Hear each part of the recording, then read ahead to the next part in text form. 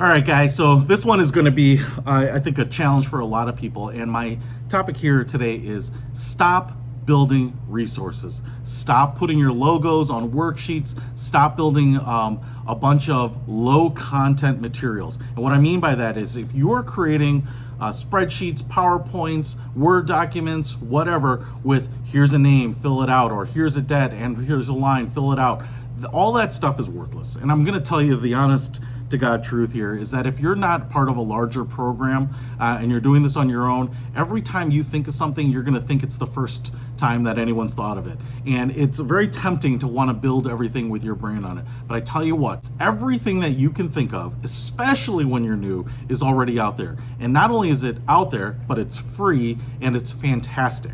I'll tell you what, the Sallie Mae monthly budget PDF is fantastic. It has math built in. It's very easy to use. It's all on a single page. It's very clear. The eye likes to focus on it. I use those a lot with participants. I have my own budget worksheet as well because after years of doing budgets with people, I wanted to have something of my own brand. But I didn't start that way, and there was no need to. And there was no need to do it when I wasn't having hundreds of conversations about budgets yet.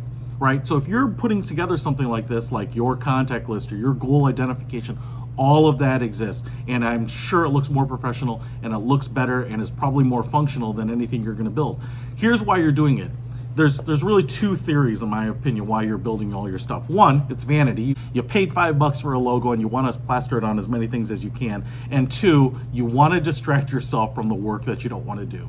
And the work that you should be doing that you don't want to do is go out there and talk with prospects. You don't want to be reaching out to people. You don't want to be telling them what you do. You don't want to be giving your elevator pitch. You don't want to certainly be asking them to spend some time with you and to be ready with a credit card to pay you. And so these are distractions and they feel good because you feel like you've done something for your business, but you've just reinvented the wheel.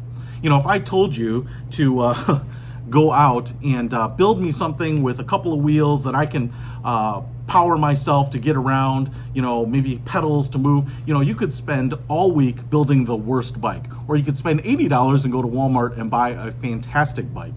So why are you putting a lot of time and effort into something that already exists and is probably far better? And for a lot of you, you don't even have Adobe Acrobat Pro, so you can't even embed mathematics and calculations into PDFs. So why not just go out and get those, right? They are all prepared. They look great. It doesn't matter, you know, and in some cases when it says Sallie Mae or the Consumer Financial Protection Bureau or something like that, that has a lot of authority in it already. And so you don't need to be building stuff to distract yourself from the important stuff. And secondly, you don't need to be building stuff until you figure out who is in your sweet spot. So stop building budget stuff if everyone's going to come in and talk about retirement, right? So stop spending time on things that you might have to pivot off of anyway.